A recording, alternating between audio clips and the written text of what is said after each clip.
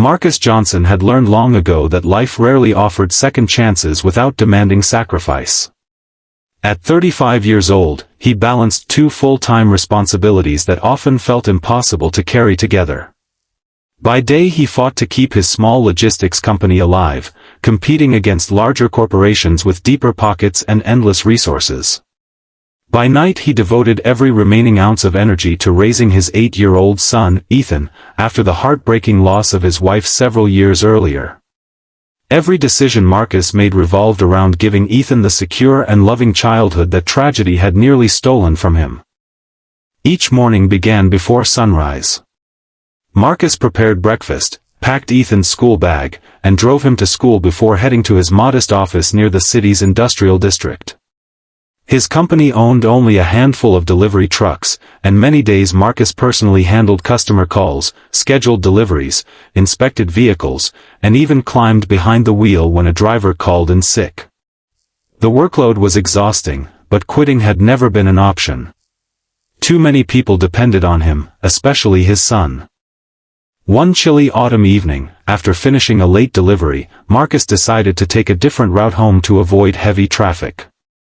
As he drove past an old community center that had closed for the night, something caught his attention beneath a flickering streetlight. A young girl sat alone on a weathered bench, hugging a faded blue backpack tightly against her chest. She looked no older than 10. Her thin jacket offered little protection from the cold wind, and her sneakers were badly worn. She stared quietly at the sidewalk as people hurried past without noticing her. Marcus slowed the truck and parked along the curb. He hesitated for a moment, knowing strangers could sometimes be misunderstood, but something about the girl's expression reminded him of the loneliness he had seen in Ethan after losing his mother. He approached carefully, keeping a respectful distance. "Are you waiting for someone?" he asked gently. The girl looked up with cautious eyes but said nothing. "My name is Marcus," he continued with a warm smile. "Is there someone I can call for you?" She lowered her head and softly whispered, "There's nobody." Marcus noticed that she wasn't crying. Instead, she wore the exhausted expression of someone who had already spent too many nights hoping things would somehow improve. After a few minutes of quiet conversation, she finally shared her name. Lily. She explained that she had been moving from one temporary shelter to another after losing the last relative who had cared for her. Some placements had lasted only days before falling apart. Others had simply run out of space. She had learned not to expect promises to last very long. Marcus listened without interrupting. Every sentence made it harder to imagine driving away and pretending he had never met her. He contacted local authorities and waited with Lily until a social worker arrived. The woman recognized Lily immediately and sighed with visible concern. She explained that the child had no permanent home available at the moment. Every emergency placement was already full, and finding a stable family had become increasingly difficult. Marcus looked toward Lily, who quietly stared at the pavement as though she had already accepted another disappointing answer. Something inside him refused to let that happen. He asked careful questions about the foster process, temporary guardianship, and what would be required if he wished to help. The social worker explained that nothing could happen immediately because proper background checks and legal procedures were necessary. Even so, Marcus surprised himself by saying he was willing to begin every step. That night, before leaving, Marcus handed Lily a warm meal and a thick blanket provided by the community center volunteers. "You won't be forgotten," he told her. "I'll come back." Lily looked at him with uncertainty. Adults had made promises before. Marcus understood the doubt in her eyes. So instead of making grand speeches, he simply kept his word. Over the following weeks he completed interviews, home inspections, financial reviews, and countless forms. Every requirement demanded more time away from work, yet he never complained. Ethan listened carefully as Marcus explained why they might welcome another child into their family. "Will she live with us?" Ethan asked. "If everything goes well," Marcus answered. Ethan smiled. Then she won't have to be lonely anymore. Those simple words filled Marcus with quiet pride. Despite everything they had endured, Ethan's heart remained open. Months later, the approval finally arrived. When Lily stepped through the front door carrying nothing except her old backpack, she paused nervously in the hallway. Marcus showed her a small bedroom that had been carefully prepared with fresh bedding, books, warm clothes, and a desk beside the window. "This room is yours," Marcus said softly. Lily looked around in disbelief. "For how long?" she whispered. Marcus smiled. "As long as you need it." For the first time in many years, Lily allowed herself to believe that home might not be a temporary place after all. As Ethan happily showed her around the house and introduced her to every corner like an excited little brother, Marcus quietly watched from the doorway. He didn't know what the future would bring, but he knew one thing with complete certainty. From that day forward, Lily would never have to face the world alone again. 17 years passed more quickly than Marcus Johnson could have imagined. The frightened 10-year-old girl who had once stood nervously in the doorway with a faded backpack had grown into a confident young woman with determination in her eyes and purpose in every step she took. The Johnson home had never been a place built on wealth or luxury. Instead, it had been built on trust, discipline, respect, and unconditional love. Marcus had never referred to Lily as his adopted daughter when introducing her to others. To him, she was simply his daughter. Ethan had long since stopped explaining that they were not related by birth.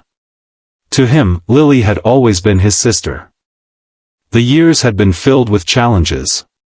Marcus expanded his small trucking business one customer at a time, refusing shortcuts or dishonest deals. There were months when he wondered whether he would have enough money to pay salaries and keep the trucks running. More than once, he sold personal belongings rather than miss payroll. He believed that employees who worked honestly deserved honesty in return. That reputation slowly spread across the industry. Clients trusted Marcus because his word carried more value than a signed contract. As the business grew, so did the opportunities. A fleet of 5 trucks became 20. 20 became 50. Warehouses were added in neighboring cities. New drivers joined every month. Experienced managers asked to work for Marcus because they admired his leadership. Before long, Johnson Logistics had become one of the fastest-growing transportation companies in the region, employing hundreds of hard-working people whose families depended on the company's success. At home, Lily flourished in school. Marcus encouraged curiosity instead of perfection. Whenever she struggled with difficult subjects, he reminded her that failure was simply another lesson. Together they spent evenings at the dining table surrounded by textbooks, notebooks, and cups of hot chocolate. Marcus often stayed awake late into the night helping Lily prepare for exams, even after exhausting workdays. One evening during her final year of high school, Lily confessed that she wanted to become a lawyer. "I want to protect people who don't have anyone standing beside them," she said quietly. Marcus smiled with pride. "Then become the kind of lawyer who remembers what it feels like to need help." Those words remained with Lily for years. She graduated near the top of her class and earned a scholarship to one of the country's most respected law schools. Moving away from home was difficult, but Marcus insisted she should never limit her dreams because of fear.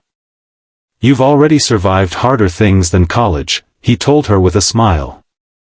Law school tested every part of Lily's character. Endless reading assignments, demanding professors, competitive classmates, and difficult internships pushed her beyond her limits. Yet every time she considered giving up, she remembered the man who had worked before sunrise and returned home after dark without complaining. Compared to Marcus's sacrifices, studying a few more hours seemed like a small challenge. Years later, Lily proudly graduated with honors. Her professors praised her intelligence, preparation, and calm confidence inside the courtroom.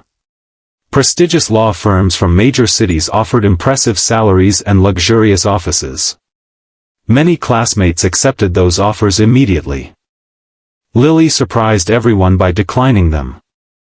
Instead of chasing prestige, she joined a smaller legal practice known for representing ordinary families, small businesses, and people facing unfair treatment.